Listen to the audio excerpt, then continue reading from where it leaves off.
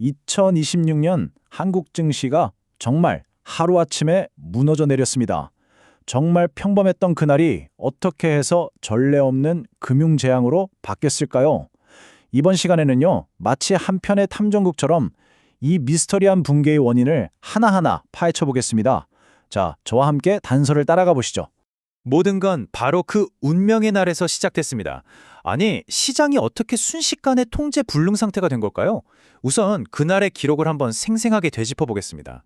이 사진 한 장이 당시의 충격을 그대로 말해주죠. 온통 새빨갛습니다. 투자자들의 희망이 절망으로 바뀌는 데는 정말 오랜 시간이 걸리지 않았어요. 화면을 가득 채운 저 하락의 물결, 그날의 공포가 느껴지시나요? 네, 숫자는 거짓말을 안 하죠. 단 하루 만에 코스피 지수가 무려 마이너스 8.1% 폭락했습니다. 이건 그냥 좀 떨어졌다, 이 수준이 아니에요. 시장의 신뢰가 완전히 무너졌다는 명백한 신호였죠. 패닉은 여기서 끝나지 않았습니다. 시장이 너무 급격하게 떨어지는 걸 막으려고 거래를 아예 멈춰버리는 안전장치가 있잖아요. 바로 서킷 브레이커. 이게 글쎄 하루에 무려 3번이나 발동된 겁니다. 대한민국 증시 역사상 처음 있는 일이었어요. 정말 상상도 못할 일이었죠. 그리고 투자자들이 얼마나 불안했는지를 보여주는 공포지수라는 게 있습니다. VIX 코리아라고 하는데요. 이게 단 몇 시간 만에 68%나 치솟았습니다. 이건 뭐 시장의 공포가 그야말로 하늘을 찔렀다, 이 말밖에는 설명이 안 됩니다. 자, 그렇다면 대체 무엇이 이렇게 거대한 금융대지진을 일으킨 걸까요? 이제부터는 현상 너머의 본질, 이 붕괴의 진짜 진원지를 찾아 떠나보겠습니다. 놀랍게도요, 단서는 한국증권가가 아니었습니다. 훨씬 더 먼 곳을 가리키고 있었죠. 위기의 씨앗은 바로 중국에서, 그것도 붕괴가 일어나기 몇 달 전부터 이미 뿌려지고 있었습니다. 자, 이 타임라인을 한번 보시죠. 2024년 하반기, 중국이 정말 폭풍처럼 경기 부양책을 쏟아냅니다. 보세요. 9월에 금리 내리고 10월에는 인프라 투자의 재정 확장, 그리고 11월엔 무려 10조 위안 규모의 지방정부 부채 스와프까지. 그냥 정책을 하나씩 내놓는 게 아니라 말 그대로 정책 눈사태가 몰아친 겁니다. 이 그림을 보면 당시 부양책의 큰 그림이 보입니다. 크게 두 갈래였어요. 하나는 국유기업에 투자해서 산업에 직접 돈을 푸는 거고요. 다른 하나는 지방정부의 특별채를 발행하게 해서 지역 경제를 살리려는 거였죠. 근데 중요한 건 그 규모가 정말 상상을 초월했다는 겁니다. 자, 바로 이 지점에서 이번 이야기에 가장 중요한 핵심 개념이 등장합니다. 바로 정책적 비선형성이라는 건데요. 이게 뭐냐면요, 쉽게 말해서 정책을 10만큼 썼다고 해서 효과가 딱 10만큼 나오는 게 아니라는 거예요. 오히려 거대한 정책이 이상한 결과를 낳거나 아주 작은 충격이 갑자기 상상도 못한 거대한 파도를 일으키는 그런 예측 불가능한 상태를 말합니다. 이 단어 비선형성 꼭 기억해 주세요. 자, 그럼 이제 퍼즐 조각이 어느 정도 맞춰졌죠? 원인은 중국의 정책 눈사태, 결과는 한국의 시장 붕괴. 그럼 이 둘은 대체 어떻게 연결된 걸까요? 중국에서 시작된 그 충격파가 어떤 경로를 타고 한국 시장까지 덮쳤는지, 그 연결고리를 지금부터 추적해 보겠습니다. 이 도미노 사진이 당시 상황을 정말 기가 막히게 보여줍니다.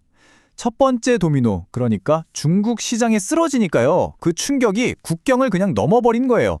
옆에 있던 한국이라는 도미노까지 연쇄적으로 와르르 무너뜨린 거죠. 이걸 바로 금융 전염 효과라고 부릅니다.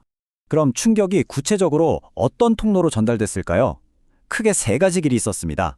첫 번째는 통화. 중국 위안화 가치가 떨어지니까 바로 한국 원화 가치도 같이 떨어졌고요. 두 번째는 자본 유출. 투자자들이 불안하니까 중국 관련 펀드에서 돈을 막 빼기 시작한 거죠. 그리고 마지막, 이게 정말 결정적이었는데 바로 파생 상품이었습니다. 이게 손실을 아주 기하급수적으로 키워버렸어요. 손실이 어떻게 눈덩이처럼 불어났는지 보면 더 놀랍습니다. 먼저 중국과 한국 시장을 엮은 선물 계약에서 14억 달러 손실이 빵 터졌어요. 근데 여기서 끝이 아니었죠. 이 계약이 물려있던 한국 증권사들이 연쇄적으로 9억 달러의 추가 손실을 입게 된 겁니다. 1차 충격이 2차 충격을 낳는 이 구조가 시장의 공포에 기름을 부은 도화선이 된 셈이죠. 그렇다면 이 붕괴는 정말 피할 수 없는 운명이었을까요? 만약에 중국이 다른 방법을 썼다면 어땠을까요? 만약이라는 가정을 통해 우리는 이 사건의 핵심 교훈을 발견하게 될 겁니다. 자, 한번 상상해보죠.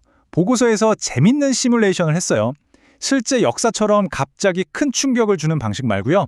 아주 점진적으로 예측 가능하게 정책을 바꿨다면 어땠을까? 이걸 비교한 겁니다.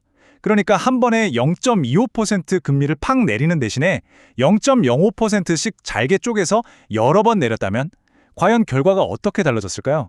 결과는요, 정말 극적입니다. 만약 점진적인 정책을 썼다면 한국 시장으로 번질 위험이 무려 70%나 줄어들었을 거라고 해요.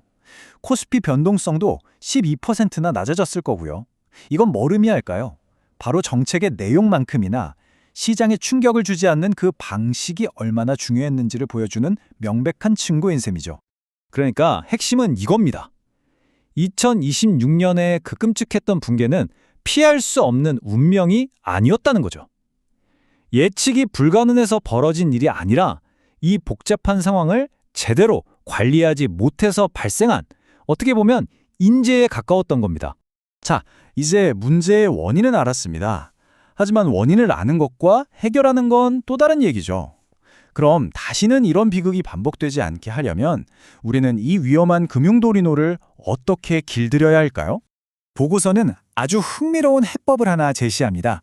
바로 정책 충격 지수, PSI라는 건데요.